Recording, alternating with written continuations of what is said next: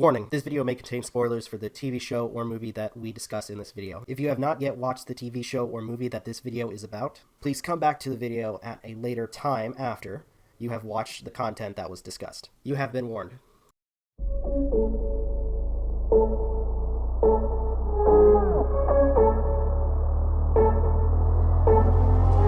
Rising with each beat of the music is bringing real flames in the fire that keeps burning.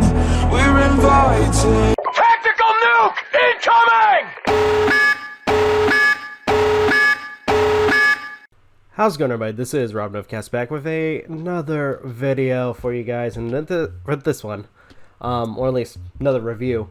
But this one, oh my gosh, this is actually one of those ones that, I guess to some extent got me, not to just in horror, but like into the horror genre, but also more so when it comes down to the curiosity of the horror possession films.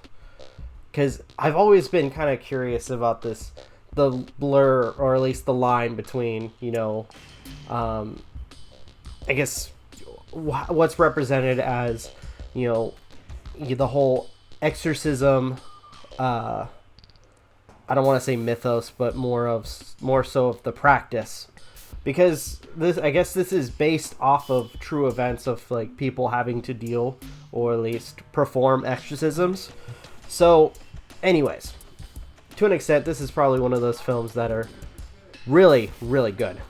But anywho, just so I can get it out of the way when it comes down to the title, this is The Rite.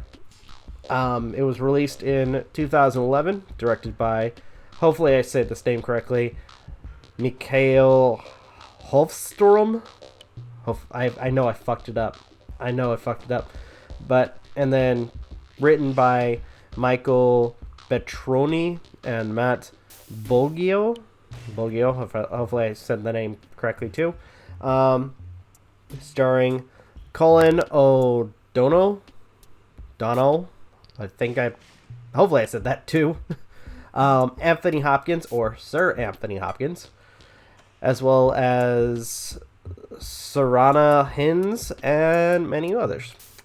The basic premise for this particular film, or at least the story, is it follows a man who, one, is trying to kind of branch out, or wants to leave the life that his father has kind of set up for him as being part of a mortician, or the mortician's son.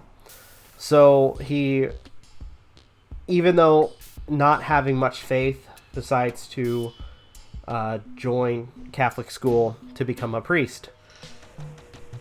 In the worst moment of, or at least due to like certain events, he is then brought to Rome, where he is taught the practices of the exorcism, and things start to go downhill from there when he is introduced to a priest who is continuously practicing, you know, exorcisms, as well as dealing with dark forces that our main hero, or our main character, has to question. Now, I'm going to say this, especially with the main character, who's played by Colin, Michael Kovac. Almost sounds like Novak. But anyways, I was always curious about this particular character.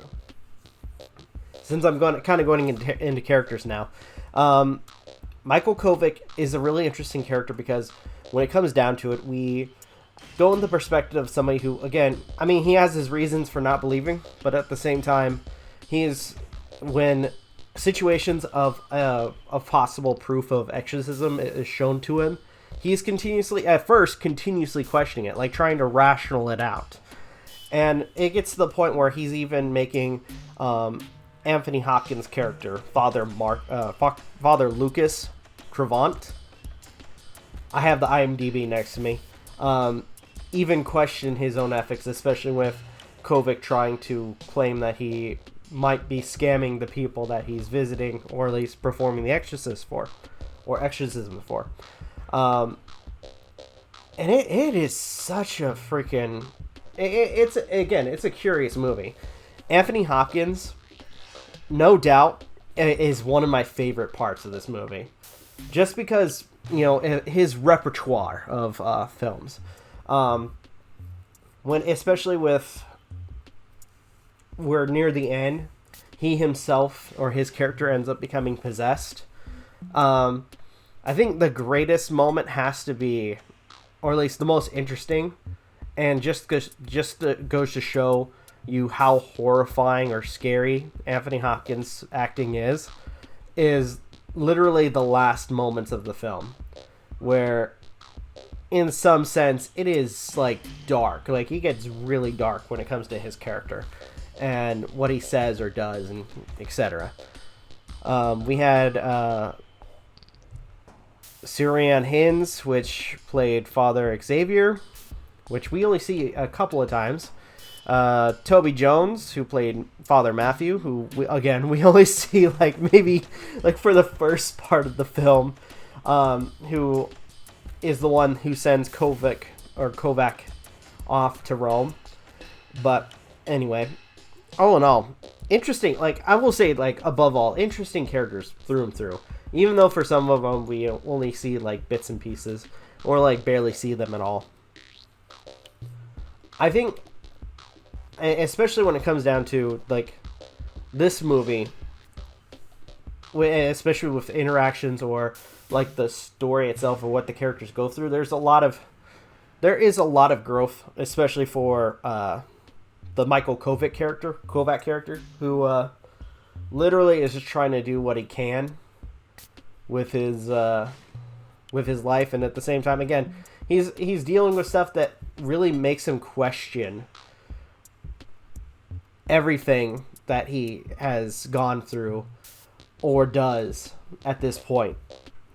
And it's nice to see him from somebody who didn't believe to finally after seeing so much and trying to especially when rationale doesn't work, he then ends up having to stay strong with his faith, or build his faith back up in order to fight the forces of evil. So, all in all, this was good. Some of the music that plays in this movie is actually kind of good, and it has its subtle moments, but even where with the more dramatic, it is, I don't know the best way to describe it. It is so freaking good. It's both smooth and heavy at the same time. I know I'm probably not the best person to talk about music, but at the same time, it's the soundtrack itself is really, really freaking good. I enjoy it. I enjoy listening to it. So with that, I enjoy the story. I enjoy the characters, the path that they take throughout, or at least what goes on with these particular characters. The music is okay.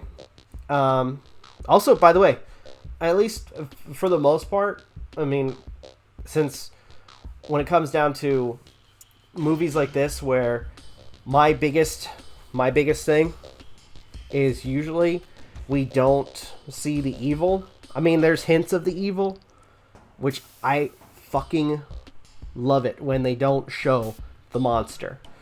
There's been a couple of times where they're they use symbolism for the monster. There's a mention of a mule in the movie, in a sort of nightmare sequence. Our main character sees a mule with blood red eyes, which is subtle. There's a scene in the trailer that, at least for me in the movie, at least the version I have, doesn't pop up, which is odd.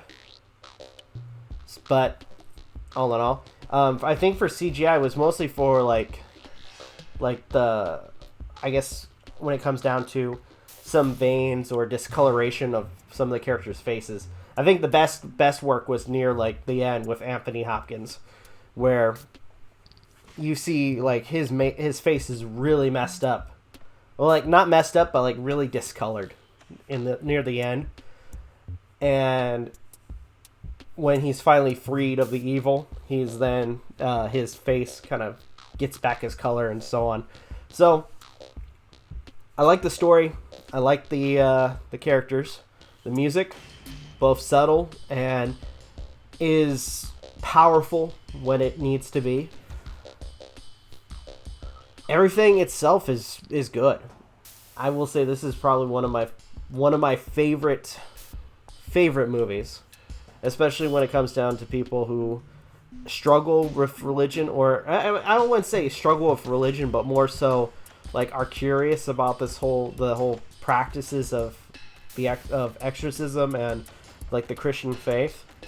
I would say this is one of those movies to check out, especially in like the perspective of people who are not very religious. Because again, it starts off with an individual who has no faith whatsoever, and doesn't have much faith in like any. And like the only reason he joined at this point, the only reason he joined was so that way he can kind of remove himself from the same, I guess,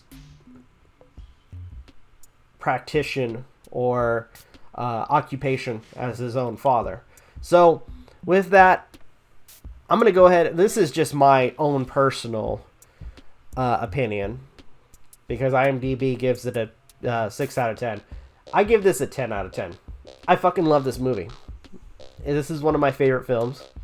I know some people probably think differently, but that's alright. It's my opinion. So, and with that, I think I've said my piece when it comes to this movie. Again, I enjoy this film. This is one of my favorites. And with that, if you have any thoughts or if you have any suggestions, leave in the comments down below. I'd love to hear what you guys have to say and see if what you guys have suggested, and I will try to get to it when I can. Thank you guys again. If you guys can, please like, comment, share, subscribe, all the good stuff. If you guys want to follow us on social media, links are in the description down below, as well as check out our daily content and the weekly podcast. With that being said, this is Novakast signing off. Have a good one and take care. Peace.